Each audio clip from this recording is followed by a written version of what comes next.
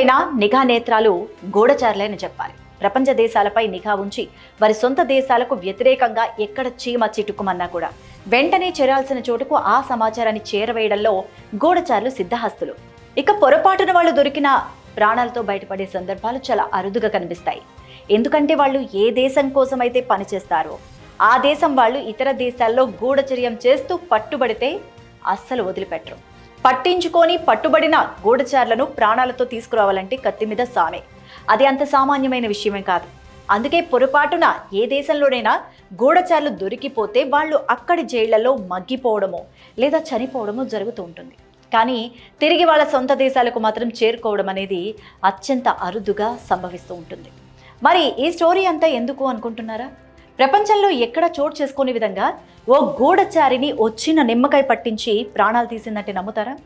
Agent curl Muller 1915 జనవరిలో Russia shipping బ్రోకర్గా నటిస్తూ బ్రిటన్లోకి అడుగుపెట్టారు. ఈయన నకిలీ పత్రాలు గడ్డంతో బెల్జియం నుంచి వచ్చిన శరణార్థిగా తనని తాను పరిచయం చేసుకున్నాడు.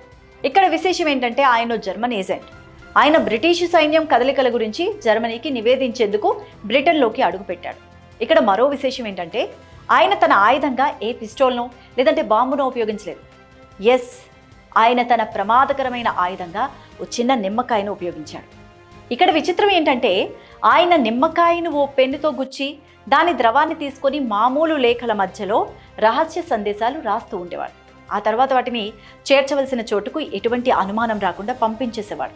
ఇక వీటిలో ఆ రహస్య సమాచారం ఉన్నట్టు కూడా ఎవ్వరికీ అనుమానం రాకుండా జాగ్రత్త పడేవాడు. ఇక అలా ఆ సమాచారాన్ని తెలుసుకోవాలంటే ఆ కాగితాన్ని వేడి చేస్తే మాత్రమే ఈ అదృశ్యమైన అక్షరాలు బయటకు కనిపిస్తాయి. దీన్ని పురాతన అదృశ్య సిరా పద్ధతి అని పిలిచేవాళ్ళు. బ్రిటన్ పోస్టల్ సెన్సర్షిప్ కార్యాలయం శత్రువుల కదలికల గురించి అప్రమత్తమైంది.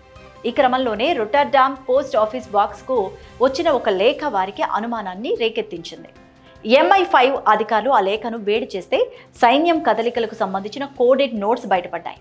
మరి ఈ దర్యాప్తులో ముల్లర్ సహాయకుడు ఓ బేకరీ ఉద్యోగి జాన్ హాన్ ప్రత్యేక అధికారులకు చిక్కిపోయాడు. అతని ఇంట్లో పెన్ను గుచ్చిన నిమ్మకాయ ఒకటి దొరికింది. అది ఎంత పనిచేసిందంటే కేవలం దాన్ని ఆధారంగా చేసుకొని అధికారులు ముల్లర్ను పట్టుకొని అరెస్ట్ చేసేంత వరకు వెళ్లేంత వరకు.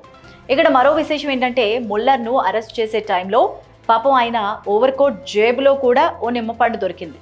దీంతో దర్యాప్తు అధికారులు ముల్లర్కు మరిన్ని ప్రశ్నలు వేశారు. నిమ్మకాయలు ఎందుకు తీసుకువెళ్తున్నామని అడిగితే ఆయన వాటిని పళ్ళు శుభ్రం చేసుకోవడానికి అని చెప్పాడు అప్పట్లో. ఇక ఆ సమాధానంతో అధికారులు శాంతించలేదు.